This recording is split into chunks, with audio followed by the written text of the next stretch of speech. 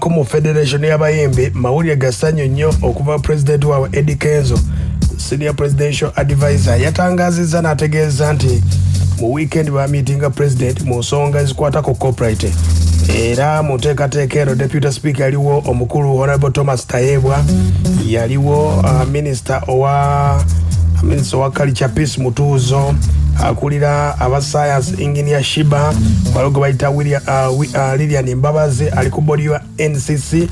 Nansubuga Morin owa UPRS chief executive n'abalala bangi baaliyo mu nteekateeka eno era president akkiriza nti corporate amendment bill eno esobola okubatenga bagitwala mu parliament batandika ogikubaganyako ebirowoozo bagikiriza oba bagigaana kati parliament y'eggwanga yesigadde okubatenga ekakasa. Eddy Kenzo yawandiika wano mu nteekateeka eno n'ateekawo n'ebifaananyi ebyenjawulo olunaku olwajjo yasobodde okubatenga yogeeko n'abamawulire ku nsonga eno ya corporate kubanga bangi balumya omutwe olw'ensonga nti bangi bavuddeyo babuuza corporate eno abasinga bagitunulidde nnyo mu bya music beebuuza mu music ono wabeerawo abakwasaganya music okutambula wabeerawo ba writer oluyimba okubeerawo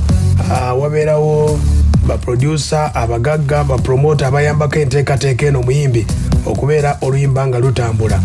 enteekateeka eno eyinza okuba terutunuddeemu kati Kenzo atangazizza ku byonna era agamba nti enteekateeka eno ekyagendera mu maaso tennatandika kukola nga bwe mutegeeza nti biiru eno bagenda gitwala mu parliament yekoonamu bwekkiriza awo ng'etteeka liruma corporate ng'ejja kale Eddy Kenzo atangaza ati ku corporate egera kubeetya abadde alina copyright lo enkadde baddewo 2006 act 2000 act bali kyerimu digital badde yabagikola biseera nga wakyaliwo analog mayinja ndowooza ne tape naye eyo ne tuvaayo ne tudda ku mutimbagano mwekitegera kati music atambulira nnyo ku streaming platforms digital distribution and all that kitukoseza nnyo lwa nsonga nti copyright enkadde ebaddewo nga teri applicable olw'ensonga nti bagikola nga basinziira ku mbeera eyaliwo by that time ate kati kirala oba okitegera ekiriwo tumaze emyaka bbanga lyonna internet kati tyemazeewo ndowooza emyaka 10 ennyimba z'abayimbi oba works zaba creative artists bonna si bayimbi bokka kubanga copyright lyo tegenda kukolera bayimbi bokka kale Eddy Kenzo agamba nti bonna babadde batwala waka wabwe ku bwereere tulabanga embeera etunyigiriza nnyo abantu bajja bano ne benfriginga emirimu gyaffe bantu bajja ne bakozesa works zaffe nga tebatusabye na lukusa tulaba ku bayimbi abayimba ennyimba ne bava mu bulamu bw'ensi eno nga tebalina tebalina n'abaana baabwe ne baddayo ne batandika okubonaabona bantu ne batandika okulwala ne bagenda mu zikawashi kintu ekyo ne kitunyigiriza nnyo nga abatudde wansi ne tuyimbye ebiyiye so nze ng'omuntu natambula nnyo ne ngendako mu mawanga ag'ebweru gye nasanga enkulaakulana ez'amaanyi ennyo ne ngamba kale Kenzo bw'atangazza ku corporate akadde kano kizze eri abayimbi okusoomozebwa kungi nnyo eri abayimbi olw'ensonga nti abayimbi abamu tukkirize si babugumyeko oyinza okubuuza omuyimbi nga talina ne gye bayita email account kati mu nteekateeka eyo nga talina na channel ya YouTube music agenda kubeera digital okulondolera endongoyo esobole okuba ate ng'etambula kati kinaabeera kitya gwe omuyimbi ali eyo nga toyina tugeze account ya email togirina ku social media toliiko bintu bigenze mu digital binaba tebikulesa ebbali wulira Kenzo abagambye bagenda tandika okubasomesa abayimbi nga corporate tenakola ki tenajja tujja kusensitizinga balina okubeerawo sensitization y'amaanyi oba emisomo egy'enjawulo okusomesa ba owners okusomesa even listeners, radio owners, all music stakeholders abenjawulo sina bayimbi bokka balina okubeerawo sensitization okusomesa abantu ekintu kino kisobole okubanga fena tukolera wamu kale katulinde tulabe enteekateeka eyo Kenzo atangazizza ku kya radio ne TV zigenda kukola nga zitya ulira kino ekintu nno kyangulwa kuba abantu bate banakitegeera butegeezi Like for example, abantu ba TVs, radios, they are going to be paying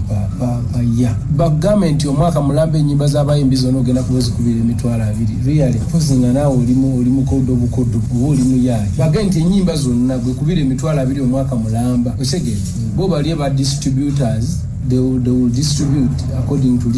listenership. Ngero gamba mbuna abanange nedda goyagala kuzanya byabwerere byali teri muntu gwe bagenda kusaba bukadde bwansimbi lete miliyoni 5 leta 2 jinja n'obutawera mitwalo nga kubira bibaddewo nga babasaba ndoza mitwalo license bali tebasasula meka bali tebasasula sente nyingi. I will find out ne abantu just ekintu kyonna ekikwatagana n'okwewagira tebakyagala bwagazi nenga kale Kenzo bwagambye bw'ate ku nteekateeka ekireka waggwe omuyimbi agezaako okutandika kubanga abo abantu bagenda kuba ndongo y'ebweru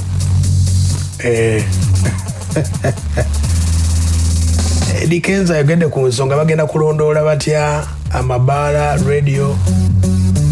bagenda kulondoola batya kyekiri kye nakutegeezaamu nti okubiteeka mu nkola okubyogera bayinza obyogera ne bikola mu nkola kyetaaga ebintu nga ulira Kenzo. It is the same thing ngera mukirawo kiri mu kubeera Bulaya. You sign with the Tunico and distributing osegera in terms of performance rights kati no signing ne BMI oba ASCAP kusoroleza mechanical rights so bano bo signings nabo they are the one who distribute collect for you kati bo ba collecting gira ne bamanya nti uzanyo wano ne bali omalo sasulanga bano bajjako percentage yawe nga nayo bakunyinza kiza nti mu simple terms waneza fo omuntu mulimu enzo kitegeere kibanga omuntu bwanabeeranga musuubuzi wa mwana n'abanga alina kitulera kyewa nga mu amaka ag'enjawulo mumuleetera alina akataasa alina obubiri alina ki obwesegi ndine mumukuŋŋaanya ne mujjuza ensawo n'ateeka ku motoka obwesegi naye nga buli gwajjeeko awandiika nampadde kino kale katululinde tulabe enteekateeka corporate oba enaakola bayinza obbawa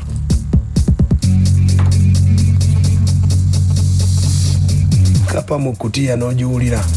Eddy Kenzo agamba bagenda kutandika okuregisteringa abayimbi omuyimbi olina okuregisteringa naye nga omuyimbi olina okubeera nga waakawo yenna aliko online batandika okulondoola oba togulangawo YouTube obanga ku social media platforms tolina bayinza kukulondoolera ulira kubanga abantu bagenda kuregisteringa music waabwe from the start okola oluyimba lwo n'ogenda n'oregisteringa omala oregisteringa n'ofuna ownership then n'ogenda n'odistributinga nga mwawudde bulungi nti producer afuna kino songwriter afuna kino singer afuna kino oba okitegeera nga byonna byerambuludde bulungi wano wabaddewo obuzibu bw'omuntu acollectinga atya ate bagaba kale Kenzo bw'agamba ate ffe abayimbi nga bawire mukabya Fred Sebatendongo twagikubadda ulira ekituukira ddala kati n'abantu bonna abaali batunda music waabwe dda aba bayimbedde bagenda kufunamu lwansonga luli ennyimba ezo baali bazitunda naye nga ndowooza omuntu bwagula copyright it takes like around 50 years I think I need to read 49 years naye kati twagisaze to 25 esegera kitegeeza omuntu yali yatunda ennyimba ze 25 years ago kati lunamala kasitabayisa president n'asayininga agenda kuba ownership emuddize omuntu yenna n'abanga abuzaayo akaseera katono ajja kubanga naye akalinda ne kagwako deni needizo bwananyi aya copyright bwegenda okubeera parliament eyinza ogiyisa n'ogiteeka mu nkola awe wali firimu kubanga yeetaaga ssente nnyingi